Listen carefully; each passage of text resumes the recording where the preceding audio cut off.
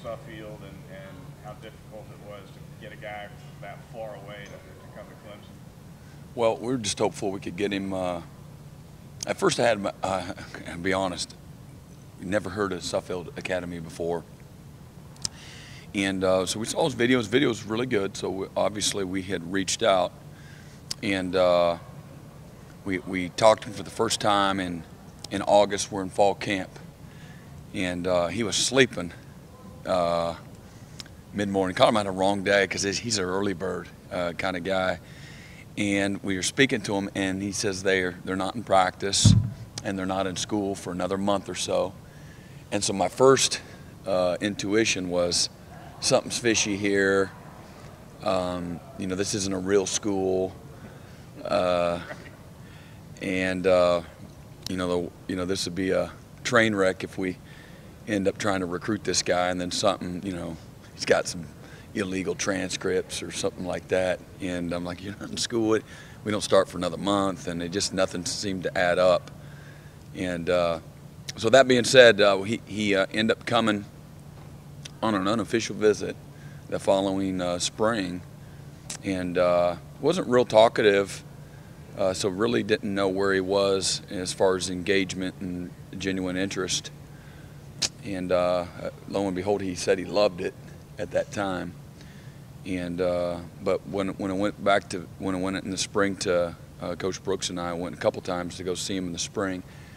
You know, everybody in the at the school, which is kind of like a small university, how it's set up, just went above and beyond on saying you know great things about Christian as a young man, and they all had their little stories about him. You know, how he had impacted their lives in some way, or just wanted to share something about him. So whether it's the basketball coach, the track coach, the dean of students, the football coach, the secretaries, the people in the cafeteria, you know, he was somebody everyone had great things to say about him, and then he started opening up, you know, and just being who he is, and just he's the life of the party. He's got a ton of personality, just very upbeat, positive, well-spoken, sharp, articulate. He's got a lot to him. Very confident, but yet tremendous humility. And I said, this guy's too good to be true. He's a good, really good player, and we have a very good locker room here and an excellent culture. But I thought this guy is one of those guys that has a unique ability to make everyone around him better, and would instantly improve our locker room. And so I immediately said, well, we're not going to get him. And just because comes from a huge family, and so many people up there were Christian Wilkins fans, so to speak, that I thought that the type of young man that he is, he would want to stay close and share that experience with them. And so I really felt like it would be a upper Northeast type of battle, you know, whether he stayed home at Boston College or Penn State or Ohio State, something like that. I heard that he kind of flipped it around on the coaches and interviewed y'all about Clemson and asked some tough questions about the school here instead of all the tough questions going from you to him, right? Yeah, he did a great job really trying to make a good, educated decision as opposed to winning a press conference and you know, making a popular choice. Or certainly, if you polled his family, I think that most of them would say they really like Clemson, but I think everybody had their preferences and wished that he would have stayed up initially, chosen someone else, and thought that he would. But he did a great job of trying to find the best place for him. And when he looked at the totality of all of the things that Clemson had to offer, and he only was able to find that out by asking the right questions and asking the right people. Coach, you had to deal with a lot of youth injuries this season. Has it been one of the more challenging seasons for you? I don't know. I mean, packaging things and calling a defense based on what you feel like can help a player, that part has been a little bit at times, trying to protect guys or help, serve their strengths. But I haven't looked at it as challenging, just another season that's just a little bit different than the last. They're all different.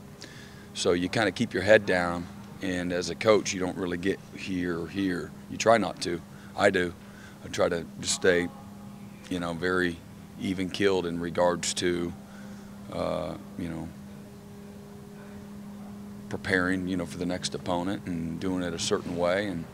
And whoever's in there, you know, you have to be conscious, but there's no time to press the panic button or start to feel sorry for yourself or, you know, try to trick people. You know, this game still comes down to fundamentals and toughness, physical, mental, and again, trying to complement each other, you know, doing your part, you know, as a segment or as a unit, you know, in regards to, you know, playing well as a team. Does it impact you emotionally, you know, the cycle of college football? You see the freshmen come in, but now you got to see the seniors go out. Does it make you tug at your heartstrings a little bit, or is it? A little bit. You know, you always miss them more when they're not here. But, you know, you just have more of an, you know, when they are seniors, you have more of an appreciation for them. You probably coach the seniors a little bit different, as long as they deserve to be treated different from a maturity standpoint and accountability and commitment. Yeah, I mean, with each passing week is a week closer to them being gone. So, you know, there's part of you that's definitely sad to see that happen, but excited for them too, because knowing that they're prepared, you know, for what's in store for them. When your depth is challenged at certain positions the way it has, how does that affect the way that you personally, you know, push guys or pull back on guys, or does that affect, you know, maybe you're more calm in a situation because the guy has not experienced something in a way? Probably more so that, you know, so you got to treat each individual in each situation, you know, different. And when you got what you got, there's not a whole lot of other options. You want to make sure that you instill confidence, and you can trick a player every once in a while too. Now, you're not going to trick opponent necessarily, but you want to. Sometimes you can trick a player. You'll do that, convince them that maybe they're better or they're doing just fine, even if they're stubbing their toe or not having the kind of success that they would like. So I think there's always that. It's a very delicate balance, and based on who the individual or individuals are, I think you handle it, accordingly.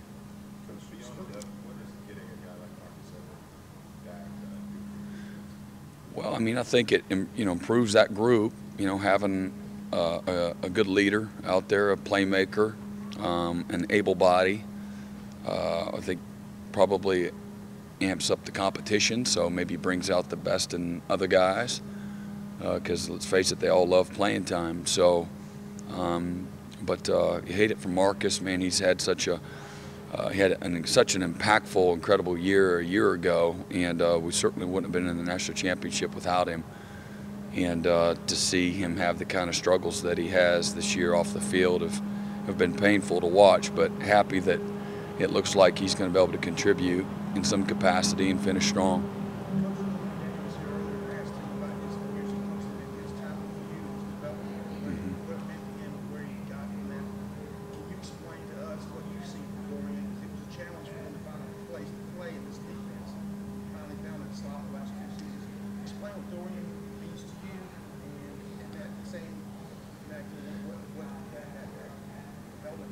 Yeah, well, I love Dorian, love everything about him, his family, his mama, how has grown and matured in our program.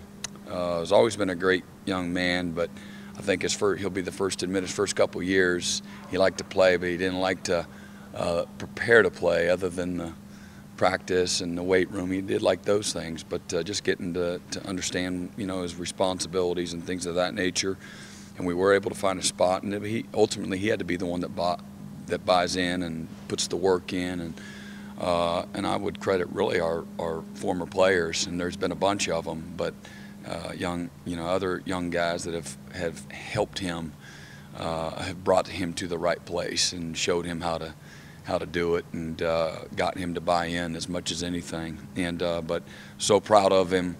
For the success that he's had, for the leadership that he has brought to the table and to this team, to the locker room, to our position group, And then what an incredible example he's been too, that, you know, maybe doesn't come in polished and ready to go, but through some maturing and through some, you know, a real investment that isn't just going to happen in a week, the patience that comes along with that, you know, great things will happen for you if you just hang in there. And, you know, you have to have some talent too. And he certainly has that, but he's got an incredible spirit to him, and you know, he is a dog on that field, but man, he's got a tender heart, and he's a lot of fun to be around because he lets you coach him. He's a tough young guy, and he'll wear his emotions on his sleeve in regards to, he'll tell you if he doesn't like a scheme, or, you know, if he's not really good in that call, or it's kind of refreshing. And where some guys are, you know, they're too scared to say something like, you know, what are you going to do to them? And but they're intimidated. He's, you know, got, you know, the humility, but the confidence that you need as a leader and as an older, mature player, that to you know, feel comfortable to ask those types of questions, or to, you know, he knows his opinion is valued, and but it gives you a lot of flexibility too, and hopefully he finishes like he has started. He's been an option killer, you know, as well as done many other things extremely well, but super proud of him, and just a great example of the hard work and the dedication that eventually pays off. The words trust the process. Mm-hmm. Find that, that's his career. I mean, I would definitely think that that's the case, and probably could have happened sooner, you know, if, yeah, if he just really, it's really this simple, and it's hard because of the commitment and the dedication, and you got to sacrifice, you got to give up something, and in order to have that kind of success. And I think he was just finding his way, like a lot of young guys. Most guys, it doesn't happen right away, as we know, we've talked about many times. You know, the instant success is just not normal, and that's, you know, contrary to popular belief. And but what a shining example again. What a superstar was inside of him, and as Coach Sweeney says all the time, just keep watering the bamboo. And you know, I think this culture allows for that to happen more than not. The patience, the nurturing, the discipline, and the accountability as well. Sometimes that can be misconstrued that you guys just do whatever they want, but it couldn't be further from the truth. That we have tremendous accountability here, and that helps them grow up to get to that mature point where, okay, I'm at the, you know, turning point here. I need to take a hard left here and get my act together. So, you know, but really happy for him.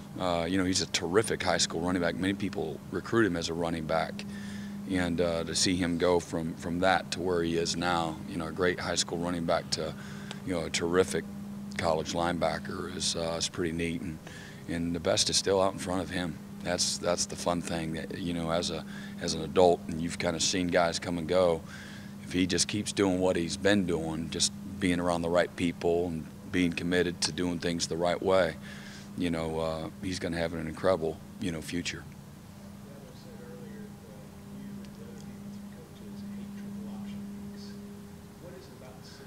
What do they do that, you know, cause problems? Well, there's just not a lot of margin for error. It requires, you know, tremendous discipline by 11 guys every snap, to be physically tough, but to play quick, to stay on your feet, to get your eye discipline, just all the things that, you know, that we talk about all the time in regards to the triple option. You know that, you know, on any given snap, one guy stepping wrong. We had that 60-some yarder right in the A gap that happened, and doesn't take much, you know. Oh, my bad, you know. Yeah, my bad. He's hitting his head on the goalpost, and then it's like they control the game. You know, you feel like you're on your heels when you're not doing the little things right. So it's just a physical, it's a mental stress. You know, guys don't like those guys mowing them down in the kneecaps or from behind. That's, you know, not called very often. The proverbial chop block, and then all the play action passes. You're in high stress coverage a lot, and you know, one small minor error, it doesn't matter who you're lining up against, you know, you're gonna, you'll look foolish if you're not doing those little things right. So, and then again, really, some things that helps you just, again, fundamentally playing cut blocks, fundamentally playing fast with your hands and your feet and putting your eyes in the right spots. Those things help carry over against everybody you play. But schematically, not quite as much as you would like. And so as you're finishing the season and you're, go to your next couple of opponents, for the most part, you won't see the same types of schemes. Really, you'll be on different planets. And so you would rather see some schemes that will, help you. How much does it help, though, having seen a similar scheme like with Georgia Tech? Oh, it definitely helps as opposed to starting from scratch. And there's some similarities, but there's a lot of differences, scheme-wise, formationally, motion, a lot of things that they do that are different. So, there's some things that certainly help you. Just having done it, I don't even know how long ago it was, 3 or 4 weeks ago, but there will be some carryover, and there was. Yeah, the and prep's the same, a lot of it is. a lot of it, from just structurally things that we do, you always want maybe change up some things in what you're doing and how you're playing things, just have some different wrinkles, but definitely helps you.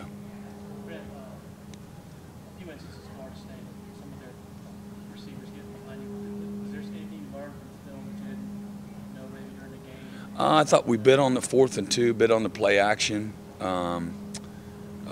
We just got to be smarter. We're staring at the football instead of reading our keys. And then we had a corner playing a half field, and they ran a little post wheel, and he chased the post, and he's got to split them.